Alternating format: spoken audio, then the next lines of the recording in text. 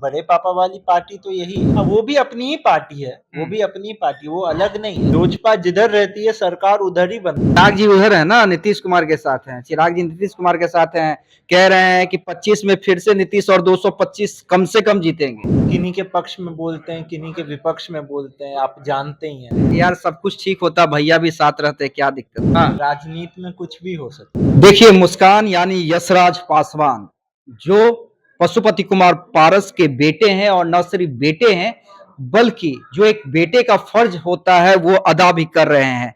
देखिए चुनावी साल में तेजस्वी यादव आरजेडी के लिए मेहनत कर रहे हैं, चिराग पासवान स्वर्गीय रामविलास पासवान की विरासत को आगे बढ़ा रहे हैं, तो निशांत जो अभी राजनीति में एंट्री भी नहीं किए हुए हैं नीतीश कुमार की वकालत कर रहे हैं। तो पारस जी के बेटे यशराज पासवान जो लगातार पारस जी के साथ घूम रहे हैं। यशराज जी कई बार मैंने आपसे बातचीत की है, लेकिन जो आज लालगंज की भीड़ मैंने देखी, भीड़ देख के तो आप भी अपने आप को रोक नहीं पाए और सीधे सीधे जमकर हमला बोला है नीतीश कुमार पे। देखिए, हमको लगता है अभी हमने 9-10 जिलाओं में तो कवर कर लिया है।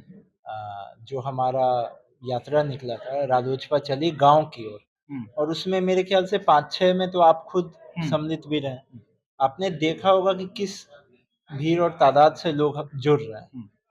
तो देखिए, हम लोगों के पास जा रहे हैं, और अभी चुनाव का समय है, जनतंत्र गणतंत्र का महापर्व है। तो इसी कड़ी में हर जगह जा रहे हैं, और पिताजी का इतना पुराना रिश्ता है लोगों के साथ, और बड़े पापा का स्वर्गीय रामविलास पासवान जी का।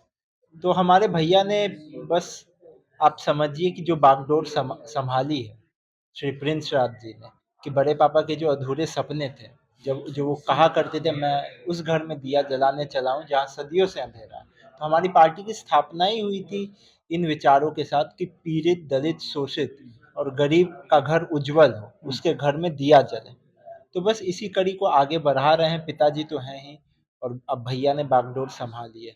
तो हमारा प्रयास यही है कि हम जितना हो सके भैया के कदम से कदम मिला के चलें। देखिए चिराग पासवान ने स्वर्गीय रामविलास पासवान की पार्टी को पुनर्स्थापित किया, तेजस्वी यादव मेहनत कर रहे हैं आरजेडी को फिर से सत्ता में लाने के लिए। निशांत कह रहे हैं कि पिताजी को ज्यादा से ज्यादा सीट दीजिए, पिछले बार 43 से सीट दिया था। यशराज क्या कह रहे हैं पारस जी के? देखिए, पार्टी तो ओरिजिनल यही है। पहली बात, पार्टी के अधिकांश लोग तो यही है। अच्छा, पार्टी ओरिजिनल यही है। तो बड़े पापा वाली पार्टी तो यही है। अच्छा, हाँ, वो भी अपनी ही पार्टी है, वो भी अपनी पार्टी, वो अलग नहीं है। लेकिन अगर उस तौर पे देखेंगे कि बड़े पापा का ये वो, तो अधिकांश लोग तो इसी इसी दल में है। अच्छा, और वो भी अपनी पार्टी है। तो हम लोग इसी कड़ी में आगे बढ़े हैं। जैसे हमने आपको बताया कि भैया ने बागडोर संभाली, तो भैया तो हमारे भैया हैं और आदर्श हैं। तो बस इसी कड़ी में हम आगे बढ़े हैं कि अपने पिता के और अपने बड़े भाई के कदम से कदम मिलाएं। यशराज इतना कह सकते हैं कि इस बार पशुपति कुमार पारस यानी आपकी पार्टी के बिना किसी की सरकार नहीं बन सकती है बिहार में। ये आपको लगता है कि जनता का जो भरोसा है आप लोग जीतेंगे? नहीं, ये तो इतिहास रहा है। हाँ, कि जब से लोजपा स्थापित हुई है, स्थापना काल से लोजपा जिधर रहती है सरकार उधर ही बनती है। आपने देखा होगा कि हम व्यक्तिगत हित को छोड़ के और पार्टी हित से भी 2 कदम आगे बढ़ के जनहित में और देश हित में हमारी पार्टी एनडीए के साथ रही। और 2019 में भी एनडीए, 2024 में, अभी 24 का चुनाव था, 24 में एनडीए की सरकार बनी।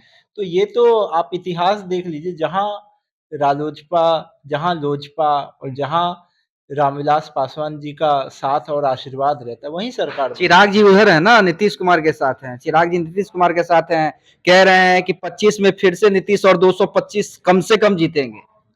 अब देखिए, भैया की बात पे हम क्या बोले, ये भैया से ही पूछे। तो भैया, अब इस पे भैया ही जवाब देंगे। भैया भी कभी किन्हीं के पक्ष में बोलते हैं, किन्हीं के विपक्ष में बोलते हैं, आप जानते ही हैं। तो आज किन्हीं के पक्ष, कल किसी के विपक्ष, पर इस पे हम ज्यादा क्या बोले। नहीं, भैया से चुनौती तो इधर से आप ही लोग दीजिएगा ना, चाहे प्रिंस हो चाहे आप हो। नहीं नहीं, भैया है, हम भैया, हम किसी अपने अपने को थोड़ी कोई चुनौती देता है, कोई अपने को थोड़ी चुनौती अरे देता है। भैया है, लेकिन राजनीति तो अब अलग अलग हो गई है ना। नहीं नहीं, ऐसा बिल्कुल नहीं है। भैया है तो ऐसी चुनौती वाली कोई शब्द भैया पे वाली कुछ बात नहीं बोलिएगा। नहीं। अब भैया है, भैया पे हम क्या बोले, हाँ? भैया पे हम क्या बोले। अच्छा, दुख लगता है कि यार सब कुछ ठीक होता, भैया भी साथ रहते, क्या दिक्कत। नहीं, अब अब परिवार की बात है तो दुख होता ही है, पर अब जो है सो है, जो वास्तविकता है।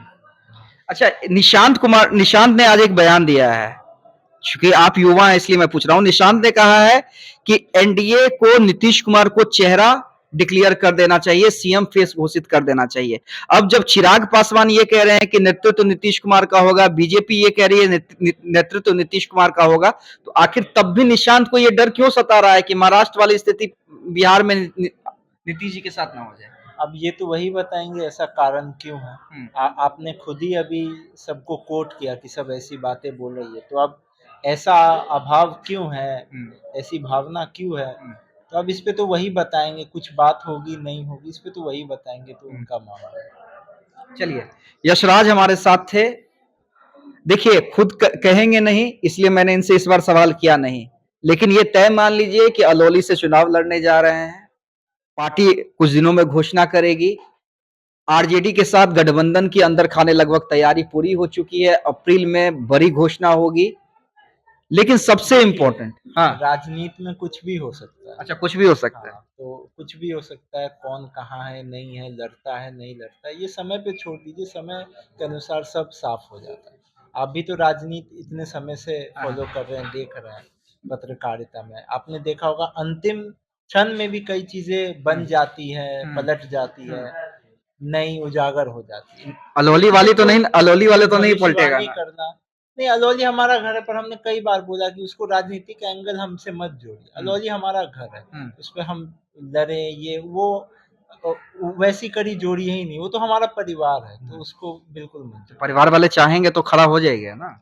अब ये तो परिवार वाले चाहेंगे, पिताजी क्या कहेंगे नहीं कहेंगे, इसमें हमारा कोई रोल हस्ताक्षेप और रुचि भी नहीं है, तो इस विषय पे ना ही जाइए तो अच्छा। चलिए ठीक है, अलौली का क्या होगा ये देखेंगे बाद में। लेकिन सबसे इंपॉर्टेंट, यशराज जो कुछ महीनों पहले राजनीति में आपको नहीं दिखते होंगे, पढ़ाई करते थे, लेकिन जब लगा कि नहीं आज एक पिता को अपने बेटी की जरूरत है, यशराज हर जगह आपको दिखेंगे मेहनत करते हुए और पिता की विरासत को और पार्टी की विरासत को आगे बढ़ाते।